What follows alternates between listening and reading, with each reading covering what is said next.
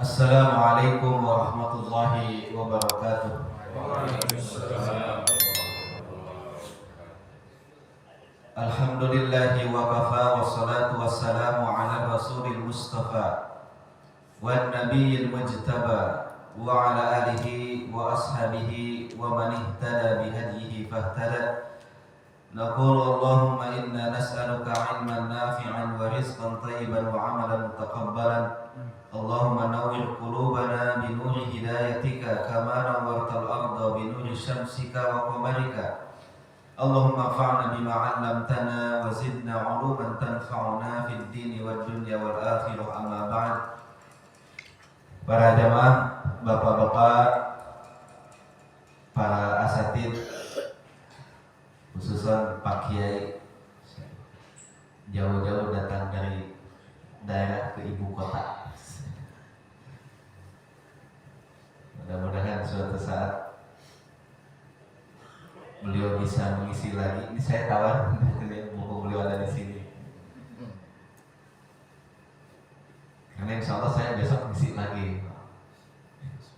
Jadi kalau hari ini antum saja bagaimana ya?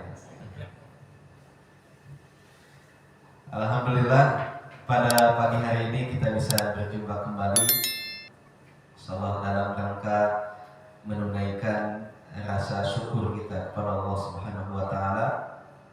Meskipun apapun yang kita lakukan tidak akan pernah bisa membayar lunas semua karunia Allah Subhanahu wa taala.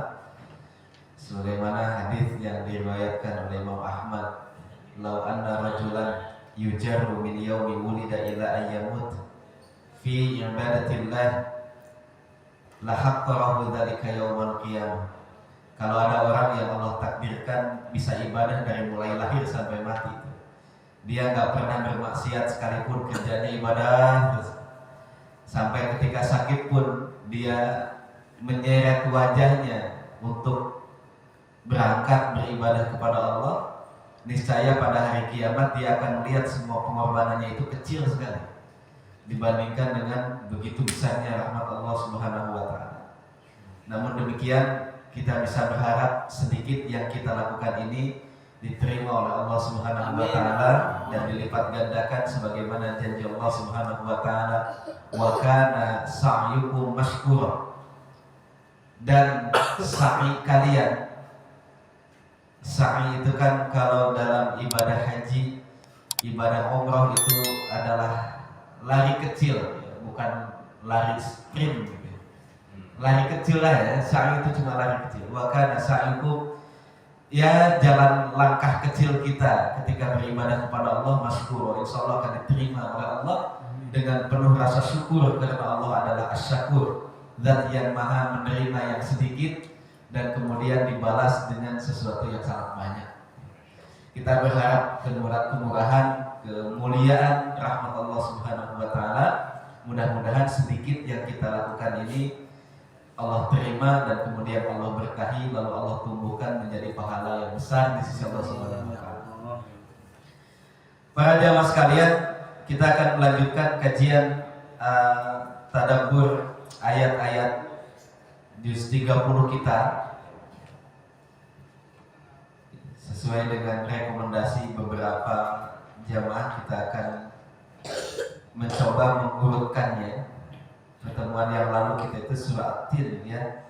Nah, kita akan mulai mencoba mengurutkan dari yang pertama dari surah An-Naba. Mudah-mudahan kita bisa istiqomah ya, karena membaca berurutan itu perlu tenaga, perlu keistiqomahan.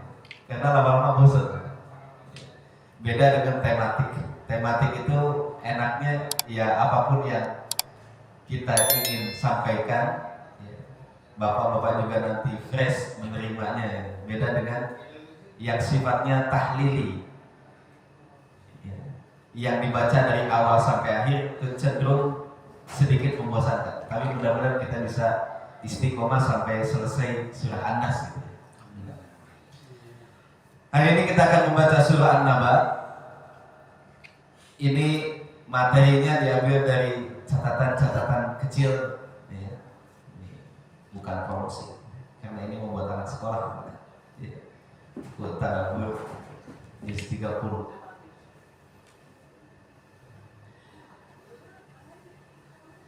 Surah An-Naba ini adalah surah yang ke-80. Jadi kalau bapak-bapak lihat dari urutan turun, surah ini adalah surah yang ke-80. Turun setelah surah Al-Mursalat. Ada yang mengatakan setelah surah Al-Ma'arij, ya.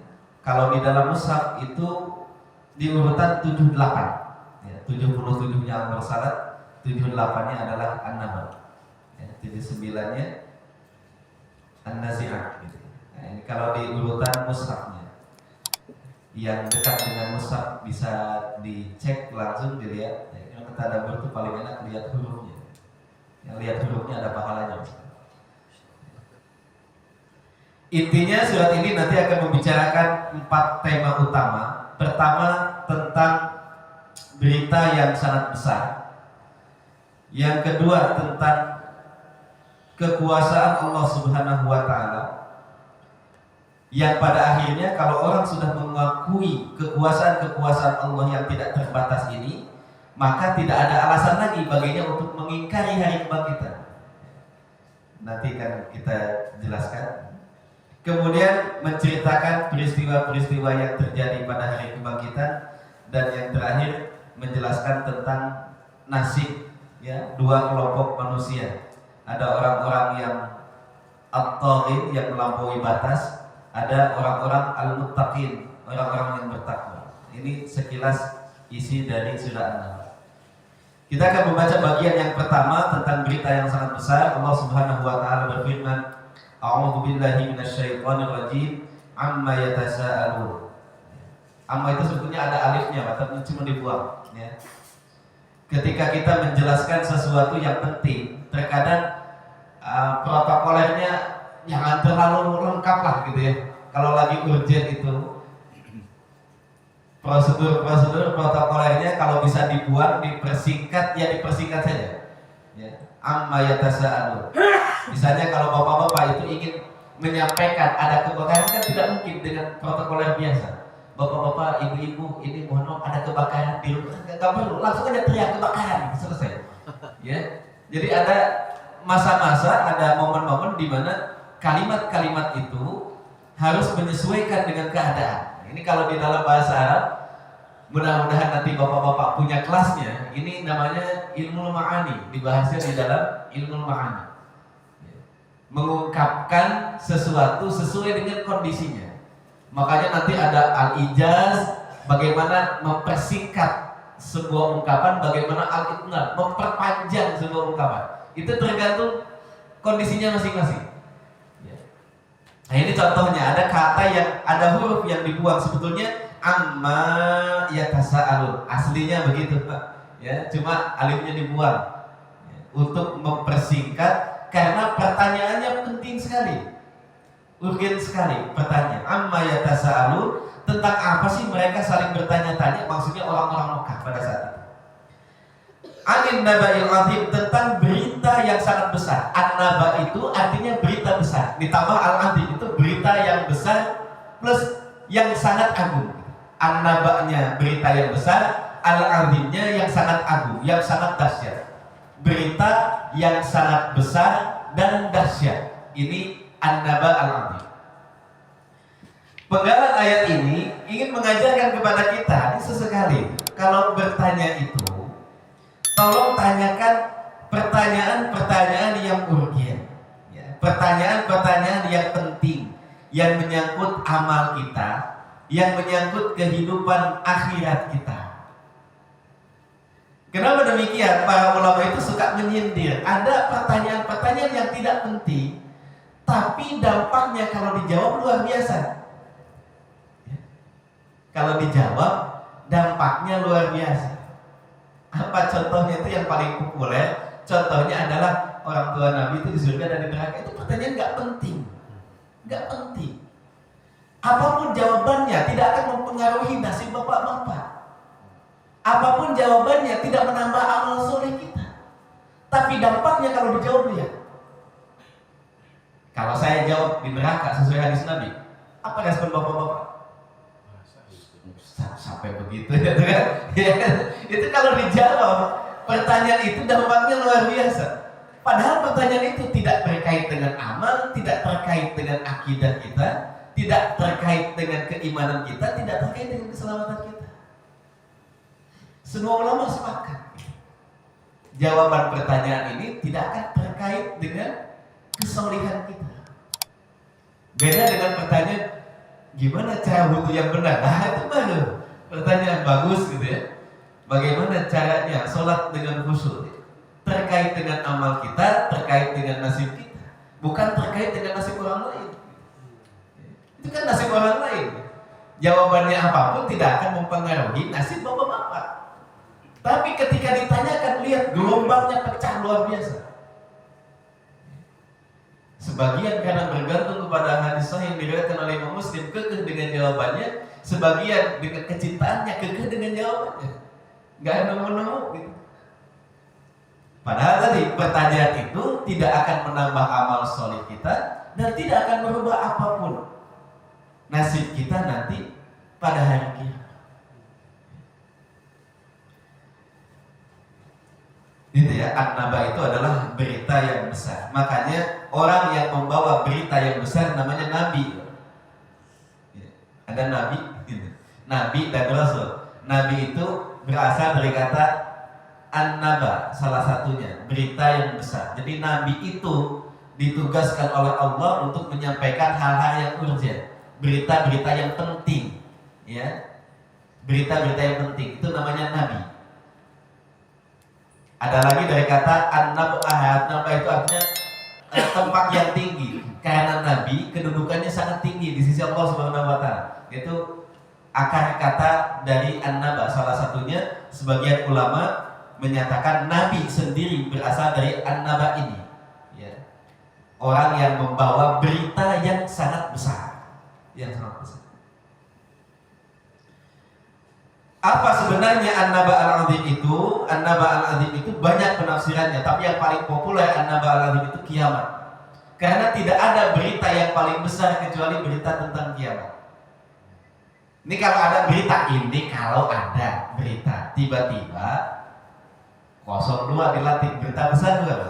Berita besar. Atau tiba-tiba 01 yang dilantik, berita besar bukan? Berita besar bukan? Itu semuanya berita besar. Tapi kalau bapak-bapak mau bandingkan dengan beritanya hari kiamat, itu nggak ada apa-apa. Itu seperti sendaguro saja. Apa sih berita paling penting dalam hidup kita? Itu kalau dibandingkan dengan berita kiamat, itu seperti main-main. Makanya kan disebutkan dunia ini adalah main-main, bukan main-main tidak perlu bapak-bapak seriusin, bukan. Jangan sampai salah paham. Kan begitu ya, dunia ini hanya sekedar main-main. Maksudnya kalau dibandingkan dengan akhirat kayak main-main Pak sekarang. Penderitaan kita yang luar biasa itu kayak main-main kalau dibandingkan penderitaan akhirat. Ya silakan bayangkanlah masa-masa kita paling terpuruk misalnya. Saya mudah-mudahan bukan menceritakan amal buruk gitu ya, tapi pernah mengalami masa-masa terpuruk itu. Sampai saya berani nantangin gangster-gangster Afrika, itu mendingan mati saja gitu. Dulu waktu masih kuliah pernah mengalami masa-masa paling buruk dalam kehidupan kita itu. Sampai yang tadinya, waduh kalau lihat begitu-gitu takut. Hari itu enggak. Saya samperin orang-orang hitam Afrika yang sering akhirnya jadi biang keributan dulu itu waktu zaman saya masih kuliah. Tapi seterpuruk apapun itu, kalau kita bayangkan betapa besarnya berita akhir, betapa seriusnya urusan akhir, itu kayak main-main. Kayak main-main. Atau episode kita yang paling menyenangkan lah gitu ya. Kalau tadi kan episode yang paling menyedihkan, sampai orang depresi, sampai orang berniat pengen bunuh diri, itu mah belum ada apa-apanya. Wasa'atu adha wa amat. Kiamat itu lebih gelap dan lebih pahit daripada itu. Itu nggak ada apa-apa. Atau bapak-bapak yang pernah merasakan puncak kehidupan dunia gitu ya, insyaallah gitu. Semuanya serba ada, perempuan tinggal pilih gitu ya. Makanan tinggal pilih, semuanya serba nikmat. Itu kalau dibandingkan akhirat itu kayak main-main. Itu seperti jari telunjuk yang dimasukkan ke dalam laut, lalu kemudian kita angkat. Lalu air laut itu ada yang netes dari telunjuk kita. Nah itu tuh dunia yang kita nikmati, yang kayak kita puncaknya surganya dunia itu kayak itu. Surganya itu air laut yang begitu banyak. Dunia itu apa yang menetes dari telunjuk kita. Segitu aja. Yang main-main. Makanya pantas kalau kiamat itu disebut an-naba al-azim, berita yang sangat besar yang perlu kita perhatikan. Sekarang bapak-bapak ini sering mantauin situsnya KPU, ya, KPU mengawal suara itu penting Pak. Tapi jangan mendistract ya perhatian kita dari tugas kita beribadah kepada Allah Subhanahu wa Ta'ala. Jadi jangan sampai apapun yang terjadi di dunia ini kemudian menghabiskan semua waktu kita, menghabiskan semua energi kita. Harus diperhatikan, harus. Itu kan bagian dari amal soleh kita. Harus. Tapi jangan sampai kemudian habis semua waktu kita. Dikit-dikit, kok gimana ini udah berapa persen? Tiba-tiba ya, itu di history HP-nya itu penuh dengan KPU ID gitu ya. Ya silakan saja, tapi jangan menghabiskan waktu kita. Ini sebentar lagi juga Ramadan. Jangan sampai kemudian semua peristiwa ini menghabiskan semua energi kita. Ada yang lebih besar daripada ini. Ada yang lebih penting daripada ini. Yaitu urusan akhirat kita. Bukan berarti yang ini tidak masuk urusan akhirat, tapi jangan habis di sini tenaga kita, jangan habis di sini waktu kita. Ini. Amma yatasa'alu, tentang apa sih mereka saling bertanya-tanya? Anin naba'il azim, tentang berita yang sangat besar, yaitu berita tentang hari kiamat. Allati hum fihi mukhtalifun, yang kemudian mereka berselisih. Ini uniknya, kadang-kadang orang itu ada yang bertanya, setelah dijelaskan mereka sendiri ragu. Ya, mereka sendiri ragu, ini bisa dikerjakan atau enggak? Ini bapak-bapak yang suka nanya poligami ke saya, gimana? Pak Ben itu nanya poligami. Setelah dijelaskan alladzi hum fihi mukhtalifun, kadang mereka juga ragu dikerjakan atau enggak. Tidak ditanya sudah. Ini orang-orang Mekah ini ramai mempertanyakan di klub-klubnya, di tempat-tempat mereka ngopinya, di kafe-kafe tentang kiamat, saling bertanya-tanya. Tapi pertanyaannya bukan untuk diyakini, bukan untuk diamalkan. Pertanyaan yang hanya kemudian menjadi perdebatan dan kemudian mereka berselisih di dalamnya. Sebagian ada yang beriman, sebagian ada yang tidak, sebagian ada yang ragu, sebagian ini tentang pertanyaan, tentang pertanyaan. Nah ini penting, pertanyaan ini penting. Makanya kemudian kalau kita bacanya dalam tafsir Tarbawi tentang dua ayat dari surah An-Naba ini, amma yatasa'alun 'anil naba'il 'adzim, ini menunjukkan pentingnya pertanyaan dan menjawab pertanyaan. Makanya Allah awali dengan pertanyaan dan kemudian Allah jawab sendiri pertanyaan. Pertanyaan itu penting dan menjawab pertanyaan itu penting. Dan cara menjawab pertanyaan itu nanti bermacam-macam. Nanti bapak-bapak kalau ditanya putra putrinya atau ditanya oleh siapa, itu cara menjawab pertanyaan itu banyak. Pertama, bapak-bapak itu bisa menjawab pertanyaan tanpa ditanya. Ini sering dilakukan oleh Nabi SAW. Kalau memang ini adalah hal yang urgent untuk disampaikan, jangan nunggu anak-anak bertanya. Jelaskan saja, meskipun anak-anak tidak bertanya. Kedua, cara menjawab pertanyaan itu adalah menjawab sesuai dengan pertanyaannya. Nanyanya A, jawabannya A, tidak lebih tidak kurang. Itu Nabi juga sering mempraktekkan. Ketika ditanya apa itu kebaikan, apa itu keburukan, Nabi menjelaskan kebaikan itu adalah ini, keburukan itu adalah ini, pas, tidak kurang dan tidak lebih. Tapi kadang-kadang bapak-bapak itu boleh menjawab pertanyaan lebih dari pertanyaannya. Pertanyaannya A, bapak-bapak jawabnya A dengan B. Itu Nabi juga pernah mempraktekannya. Ketika ditanya, ya Rasulullah, kalau saya ada di atas perahu, di atas laut, gimana saya wudunya? Apakah sah saya wudu dengan air laut? Apa jawaban Nabi? Huwa at-tahuru ma'hu. Air laut itu suci dan mensucikan. Kamu bisa wudu. Itu pertanyaannya kan. Tapi kemudian Nabi tambahin jawabannya, al-hillu maitatuhu. Tapi jangan khawatir juga, itu pakainya haram. Jadi menjawab pertanyaan lebih dari pertanyaan yang diajukan. Pertanyaannya A, bapak-bapak jawabnya A dan B. Ya. Jika itu dirasa harus dijelaskan, silahkan jawabannya A ditambah jawabannya B. Ya. Jadi Nabi pernah ditanya tentang status air laut, Nabi jawab air laut itu suci dan menyucikan. Lalu ditambah faedah lain, dan bangkainya juga halal. Dan bangkainya juga halal. Ditambah lagi faedah. Atau mungkin juga bapak-bapak menjawab pertanyaan tapi tidak sesuai dengan pertanyaannya, karena pertanyaan tidak perlu dijawab. Itu seringkali anak-anak menanyakan sesuatu yang tidak perlu dijawab. Tapi bukan berarti tidak direspon. Direspon tapi jawab dengan jawaban yang lain. Contohnya ada orang Arab Baduy datang kepada Rasulullah SAW. Ya Rasulullah, dari kemarin ngomongin kiamat mulu, kapan sih kiamat itu? Berapa hari lagi? Gitu. Nah, malu orang Arab Baduy. Berapa hari lagi? Nabi tidak menjawab pertanyaan tentang waktu kiamat.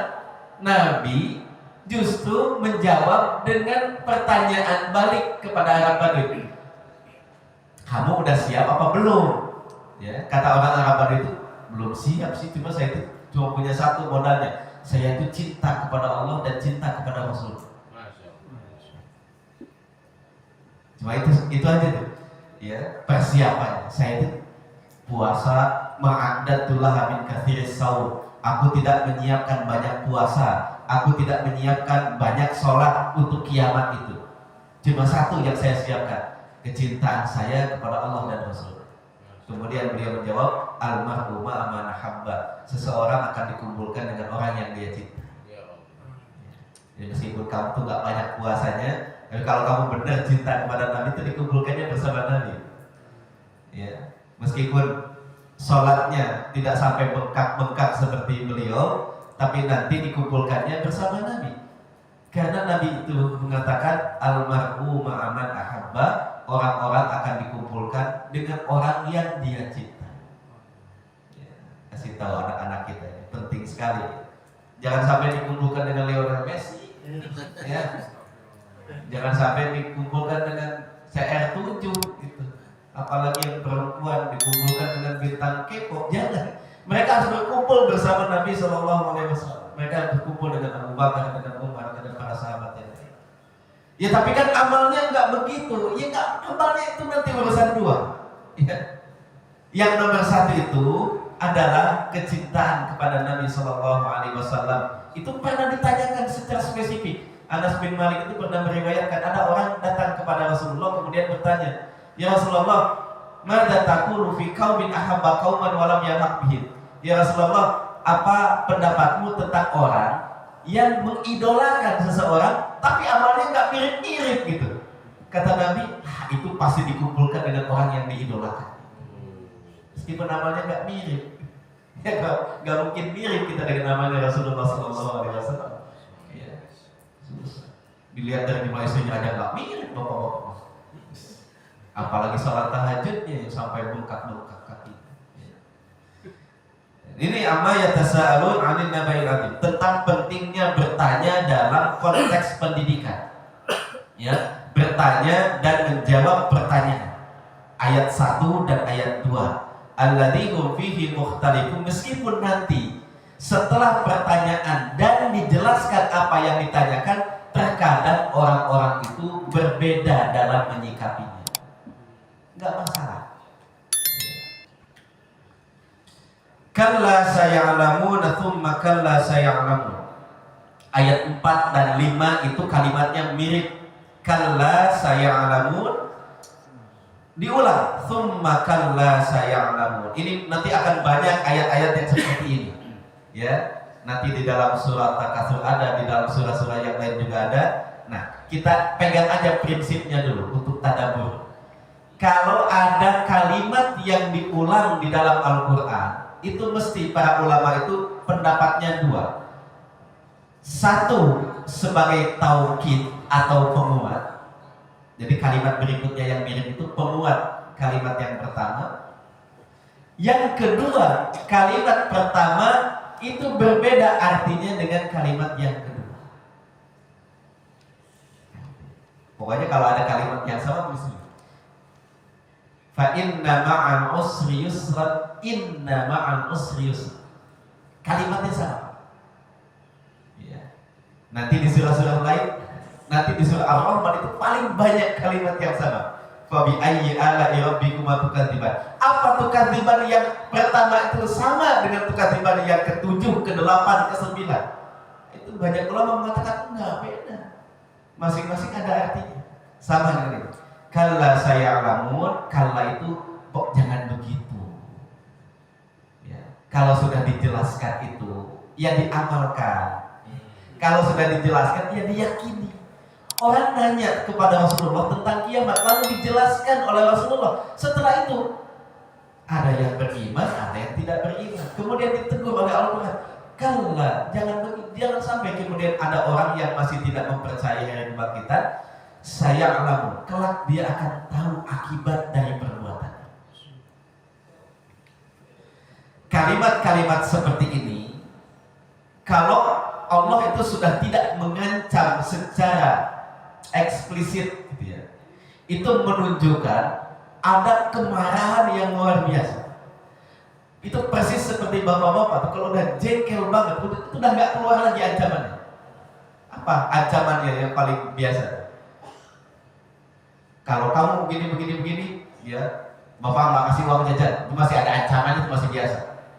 Ya, kalau kamu begini, nanti bapak jewer, nah itu masih biasa, masih ada ancamannya. Yang bahaya itu kalau sudah tidak ada ancamannya. Ya sudah, kalau itu memang maunya kan, terserah kamu. Itu yang paling bahaya. Ya, kalau Allah sudah tidak menyebutkan apa ancamannya, justru itu yang paling berbahaya.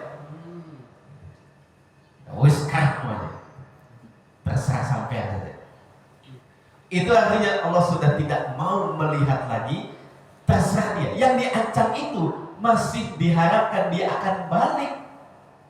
Masih diharapkan dia akan balik.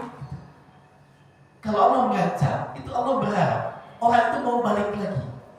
Tapi kalau Allah sudah mengatakan terserah kamu, nanti kamu lihat sendiri akibatnya. Itu Allah sudah tidak mengharapkan dia balik lagi.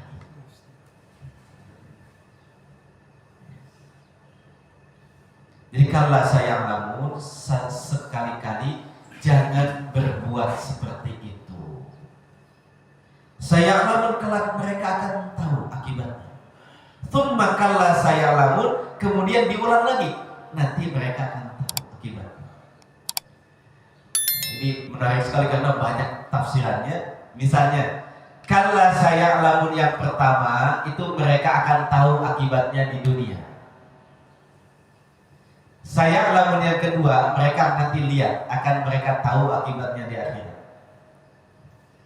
Tapi yang paling populer kalla saya lamun itu, maka saya lamun itu orang-orang yang tidak beriman, orang-orang yang tidak beramal saleh, orang-orang yang bermaksiat itu mereka akan menyadari perbuatannya di 3 tempat. Mereka akan menyadari perbuatannya di 3 tempat.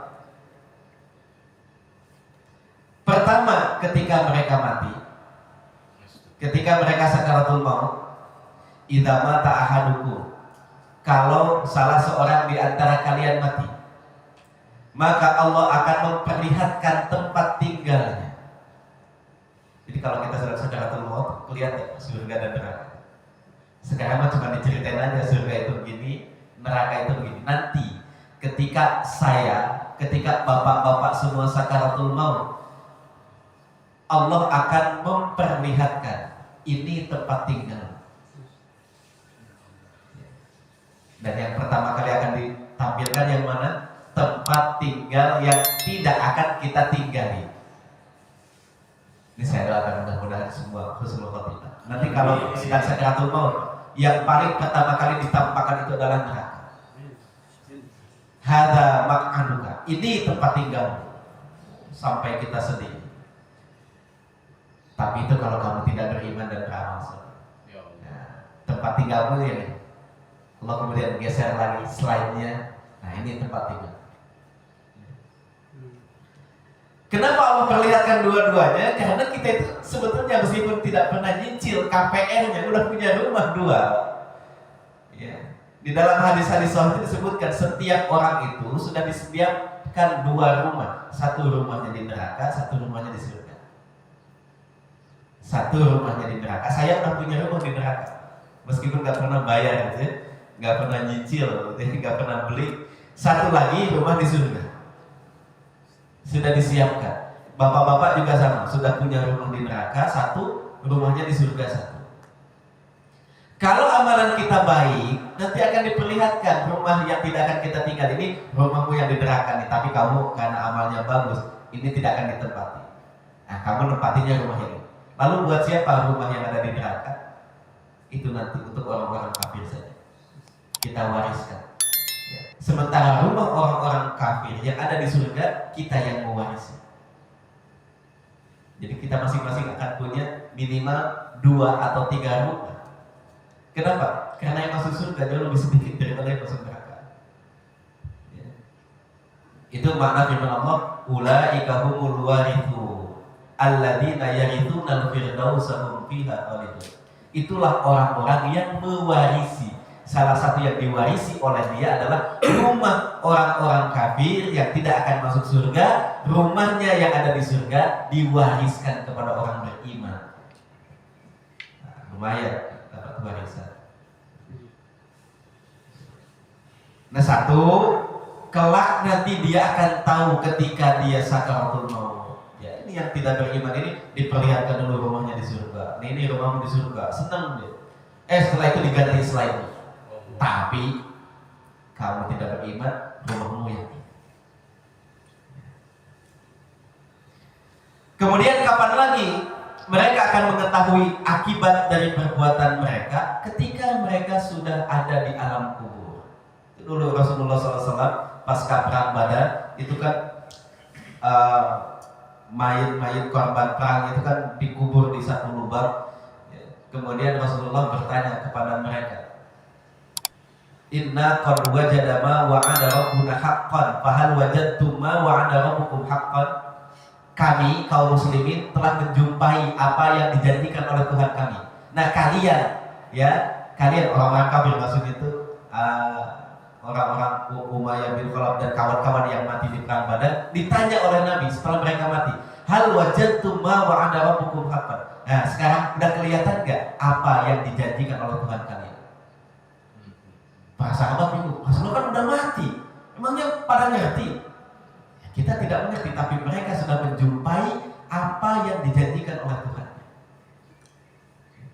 Nah, mereka akan merasakan itu ketika mereka di alam kubur. Oh, ternyata ada azab kubur itu, ternyata ada nikmat kubur itu. Neraka itu diperlihatkan setiap pagi dan petang. Bayangkan, neraka diperlihatkan setiap pagi dan petang. Bagi orang beriman, surga diperlihatkan setiap pagi dan petang. Lalu kapan lagi mereka akan melihatnya? Nanti mereka akan melihatnya ketika mereka sudah dibangkitkan dan melihat neraka jahanam dengan mata kepala mereka sendiri. Nah, ini maksud kalla saya'lamun, tsumma kalla saya'lamun. Mereka akan mengetahui akibat dari ketidaksalihan mereka di dunia ketika mereka sedang sakaratul maut, ketika mereka sudah wafat, dan ketika mereka sudah dibangkitkan oleh Allah Subhanahu wa taala. Para jamaah sekalian yang dimuliakan Allah Subhanahu wa taala. Nah, ini tentang tadabbur dari surah An-Naba. Hanya cukup ayat 1 sampai 5 ternyata ya. Ini masih ayatnya ada 40, masih ada 35 ayat lagi. Tapi ala kulli hal, mudah-mudahan 5 ayat ini mendorong kita untuk bersemangat beramal sholih ya, terutama untuk akhirat kita, karena tadi sudah disebutkan tidak ada peristiwa yang paling penting untuk kita perhatikan melebihi pentingnya peristiwa akhirat. Jadi kalau kita memperhatikan banyak hal sekarang di dunia ini, menganggap banyak hal yang penting, silakan saja. Tapi yakinlah tidak ada yang lebih penting daripada urusan-urusan akhirat. Jadi saya akan kutipkan satu perkataan lagi dari para ulama tentang betapa pentingnya memperhatikan urusan-urusan akhirat. Jadi para ulama mengatakan siapapun yang memiliki akal yang sehat, tentu dia akan memperhatikan apa yang paling penting untuk dirinya. Ini pasti dia, kecuali yang tidak sehat itu pasti akan memilih yang tidak penting. Orang-orang yang akalnya sehat dan hatinya bersih pasti akan memperhatikan hal-hal yang paling penting dalam dirinya. Dan pada faktanya tidak ada yang lebih penting, balik lagi, kecuali urusan-urusan akhir. Ya, sebab itulah kemudian surahnya disebut dengan surah An-Naba, karena menceritakan sesuatu yang paling dahsyat yang akan kita lalui, yaitu kehidupan akhir. Maka nanti saya dulukan saja. Nanti ketika kita membahas tentang inna yaumal fasli kana miqata, sesungguhnya akhirat itu adalah waktu yang sudah dijanjikan, ya, yang sudah terjadwal dan pasti akan terjadi. Maka para ulama melanjutkan lagi perkataannya, kalau banyak orang begitu memperhatikan, mempersiapkan diri untuk hal-hal yang belum dia lalui, maka sudah sepantasnya dia memperhatikan, mempersiapkan hal-hal yang pasti dia lalui. Saya kadang-kadang pengen nabung, Pak, untuk suatu saat kalau saya sudah tua nggak bisa lagi kerja. Saya kan bertanya, emang saya bisa sampai tua? Kadang-kadang saya kepikiran untuk menyiapkan buat anak-anak saya. Nanti anak-anak saya kuliah begini-begini, biayanya dari mana? Emang anak-anak saya bakal kuliah? Udah pasti bakal kuliah. Semua itu nggak pasti, tapi kita mati-matian menyiapkan itu. Udah orang ikut ini, ikut itu, ya asuransi, ikut macam-macam. Kenapa? Nanti kalau sakit kan ringan bayarnya. Emang pasti bakal sakit. Jangan-jangan langsung meninggal dunia, nggak usah ke rumah sakit dulu. Kesemuanya nggak pasti, tapi kita siapin gitu. Tapi kita siapin. Kenapa untuk yaumal fasli kana miqata yang sudah dijadwalkan dan pasti akan dilalui?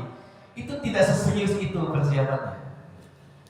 Kan aneh. Karena aneh sekali. Jadi untuk hal-hal yang belum pasti akan kita jalani, kehidupan-kehidupan di masa yang akan datang, belum pasti juga. Belum tentu kita sampai ke arah situ. Umur kita belum tentu mengizinkan, ya. Anak-anak kuliah belum tentu juga. Kita masa tua belum tentu juga sampai tua gitu. Ini juga belum tentu, tapi kita siapkan.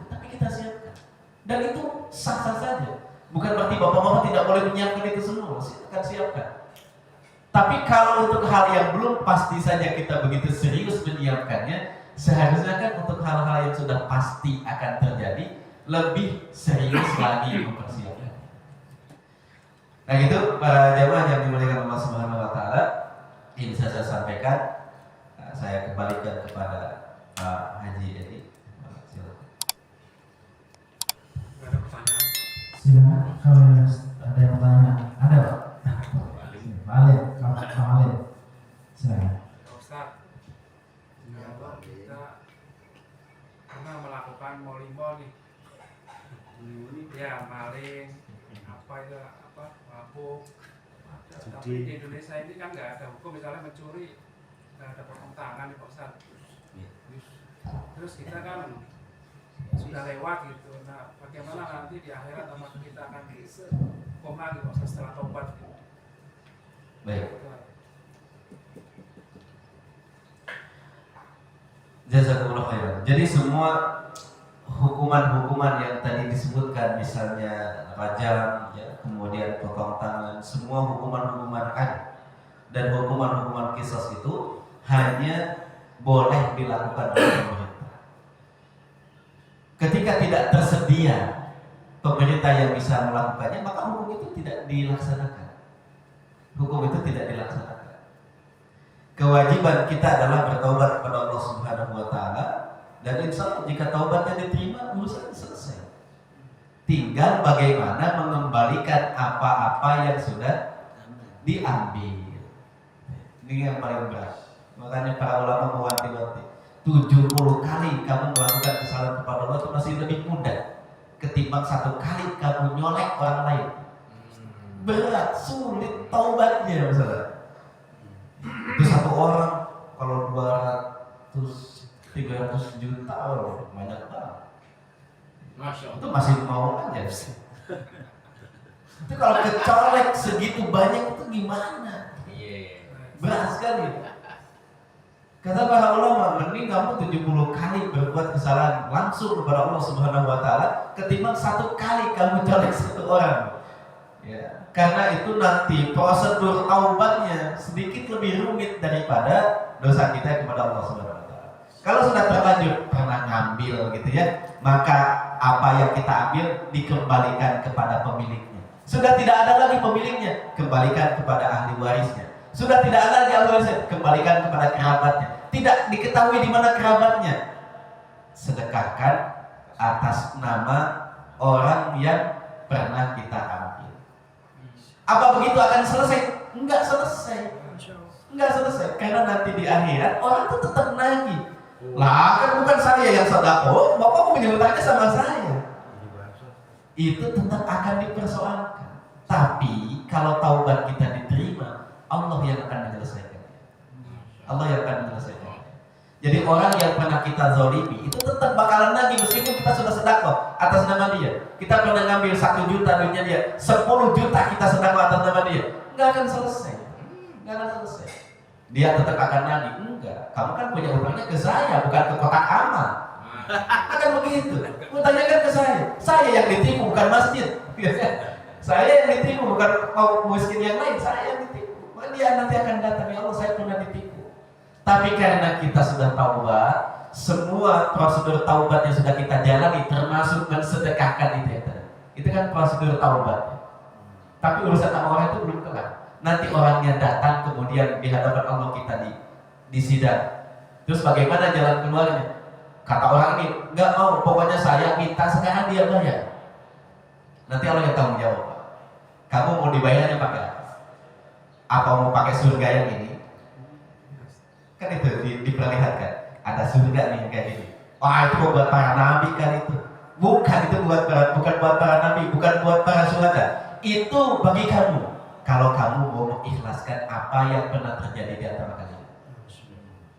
Kira-kira milih mau tetap ini atau milih surga yang itu? Kalau sekarang mungkin tetap ngotot milih yang ini lah. Ya, kalau sekarang gitu orang bayangan surganya, makanya kan ya, banyak orang yang ngotot pengen diselesaikan persoalannya. Kenapa? Karena dia masih belum yakin 100% dengan surga yang Allah janjikan. Tapi nanti malam kita lihat sendiri, daripada situ kan masuk situ, dengan yang ini. Ya. Apa susahnya? Tinggal maafin saja, ikhlaskan yang 1 juta itu dan saya masuk surga. Masya Allah. Ada lagi tipe lain yang Allah nanti akan kerjakan ketika orang sudah bertaubat, taubatnya diterima, tapi orangnya kekeh. Nanti orangnya datang. Apa persoalannya? Begini ya Allah, saya di dunia pernah begini. Ya sudah, kamu maunya dibayar pakai apa? Saya mau amal solihnya dia pindahin ke saya. Lalu apa yang Allah lakukan? Allah buatkan amal soleh lagi, lalu dipindahkan. Amal solehnya tetap nggak berkurang. Kan begitu. Semuanya kan dibayar dengan amal soleh. Ya. Ada lagi yang minta, ya Allah pokoknya karena saya tidak mendapatkan keadilan di dunia, tolong kesalahan saya dia yang mau. Oh baik, kata Allah, nanti kesalahannya diambil dan kemudian dilemparkan ke sini, lalu ini diampuni. Pokoknya semua orang harus mendapatkan keadilan dalam prinsip Allah itu. Tidak ada satupun kezaliman yang akan dibiarkan berlalu gitu saja, nggak ada. Tapi kalau orang sudah taubat dari kezalimannya, nanti Allah yang backup dan orang yang dizalimi tetap mendapatkan haknya secara sempurna. Bukan berarti kalau kita sudah taubat orang terzalimi jadi beranak gitu. Itu mah nggak ada dalam kamus syariat, nggak ada. Aduh mau ditanya orang yang udah diterima taubatnya gitu. Tapi dia masih bilang, oh tak amaan ya 500.000. Tapi tahu aja udah diterima, gimana caranya? 500.000 itu Allah yang akan bayarkan dalam bentuk amal salih, dalam bentuk dihapuskannya dosa, tapi itu Allah sendiri yang mengerjakan. Atau yang lebih dahsyat lagi, kalau itu terkait dengan harga diri, ya, ini yang paling besar, terkait dengan harga diri, terkait dengan kehormatan, Allah tidak akan menawarkan pahala, Allah tidak akan menawarkan ampunan dosa. Yang Allah tawarkan langsung surga. Ya. Hadis itu kan tentang orang yang bermusuhan lama, gitu. Bermusuhan. 01, 02, 03 ditawarin surga semua, betul. Gara-gara bermusuhan. Mau dimaafin nggak nih? Kalau mau dimaafin tuh surga bagiannya. Kayaknya hal yang itu nggak ada ya. Ya gitu Pak. Jadi kembalikan, kalau tidak ada silakan ke ahli warisnya. Kalau tidak ada ahli warisnya, silakan kepada kerabatnya. Kalau tidak ada kerabatnya, silakan disimpan di pintu-pintu kebaikan atas nama orang yang pernah kita zalimi tadi. Nanti dia tetap lagi, Allah nanti akan menyelesaikan. Ya, kita tinggal jadi terdakwa saja, tapi semua urusannya nanti akan diselesaikan Allah Subhanahu wa taala. Berapa Pak utang? Saya bayar.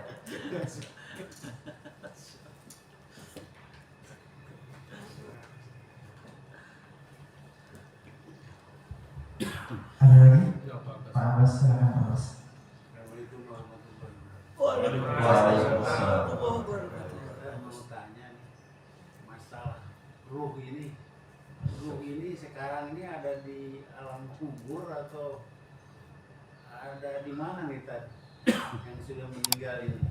Seperti orang tua kan kadang-kadang kita mimpi dengan orang tua, itu yang kita ketemu dengan orang itu, dengan kita nih orang tua itu ruh atau apa Tad? Atau mungkin si kurinnya atau sukmanya, mohon minta keterangan.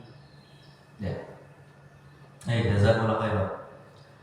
Di dalam hadis yang sangat panjang ya, tentang proses orang diwafatkan Allah Subhanahu wa taala, hadis riwayat Imam Ahmad itu.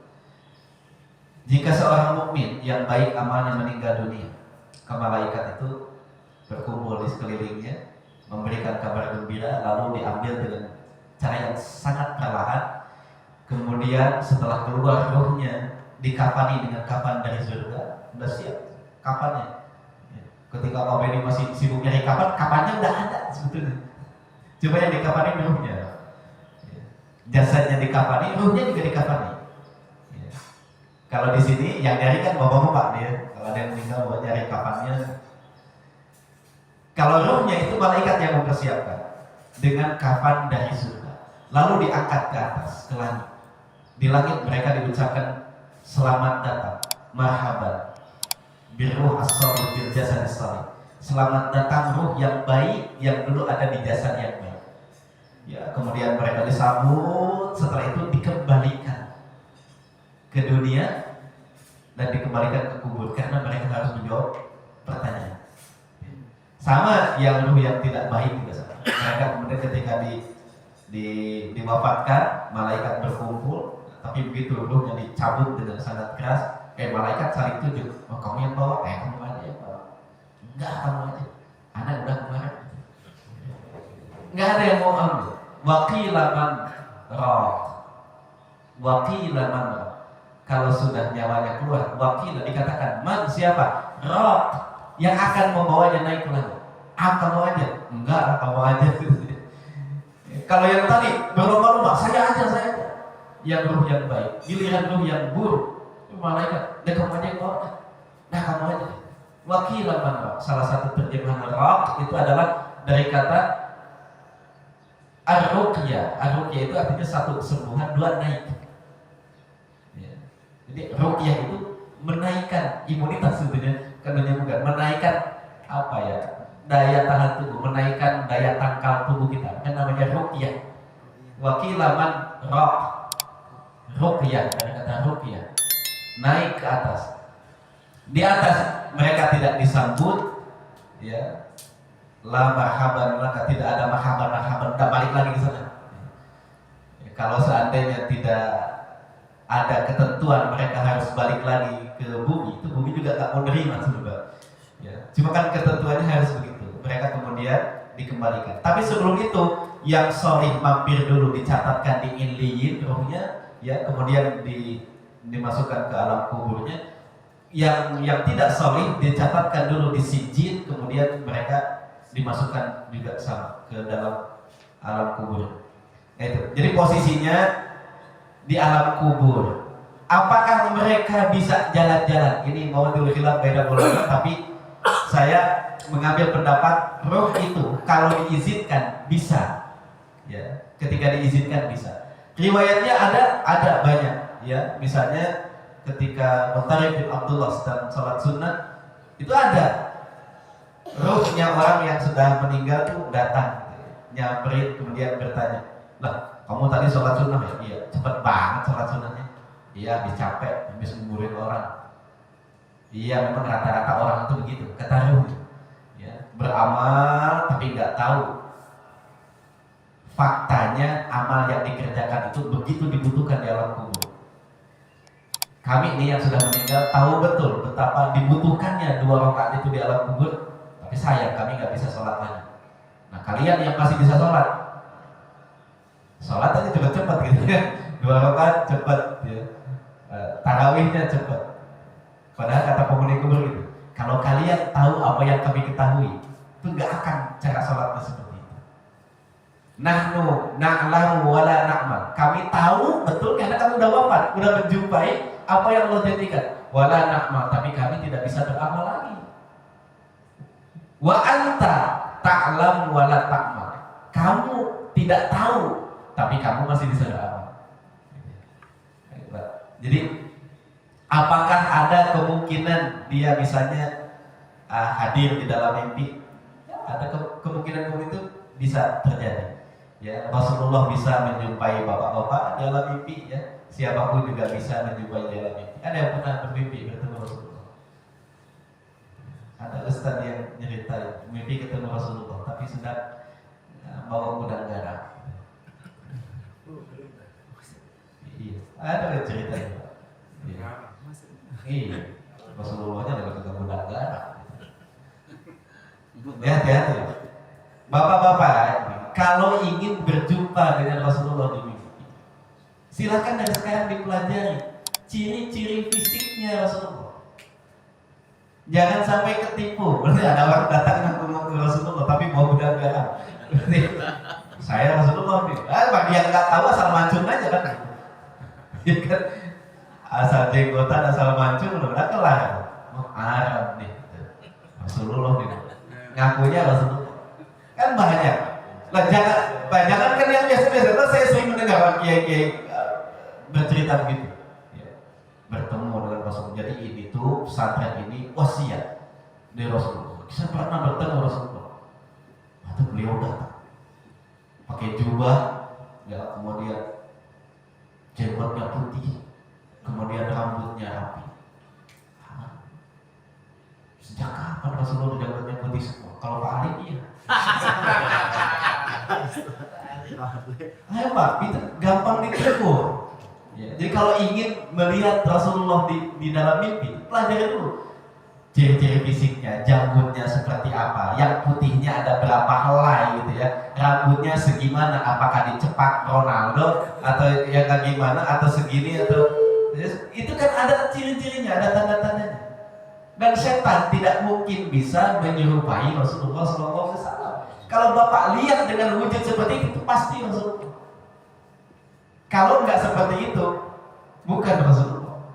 Jadi pelajari dulu tanda-tandanya, ciri-ciri fisiknya seperti apa, biar nanti kalau ada yang datang dalam mimpi gitu ya, ceritain sama istrinya, Mas saya mimpi bertemu Rasulullah, kata Rasulullah saya menikah lagi.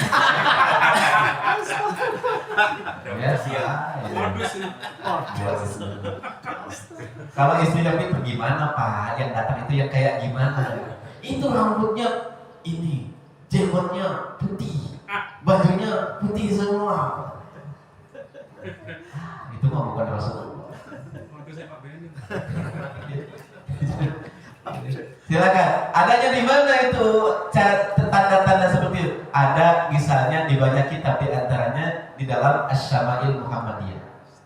Asy-Syama'il Muhammadiyah kitabnya. Wah, saya susah baca Arabnya. Wah, itu udah banyak terjemahannya. Sudah banyak sekali terjemahannya. Ya, Asy-Syama'il Muhammadiyah itu dari awal tuh membahas ciri-ciri fisiknya Rasulullah SAW. Bahunya seperti apa, perutnya seperti apa seperti saya yang menggelap bunga begini, ya, matanya seperti apa, hidungnya, itu lengkap semua. Kemudian kita pelajari, berdoa, ya Allah, pertemukan saya dengan Rasulullah. Nah, kalau bapak-bapak bertemu dengan yang seperti itu pasti Rasulullah, karena setan tidak diperkenankan menyerupai Rasulullah. Dia bisa menyerupai siapa saja, tapi tidak dengan Rasulullah SAW. Tapi kalau kita tidak tahu, ya setan tinggal ngaku aja, saya Rasulullah nih. Ya, meskipun sambil bawa tadi apa? Tapi ngakunya Rasulullah. Tapi ngakunya Rasulullah.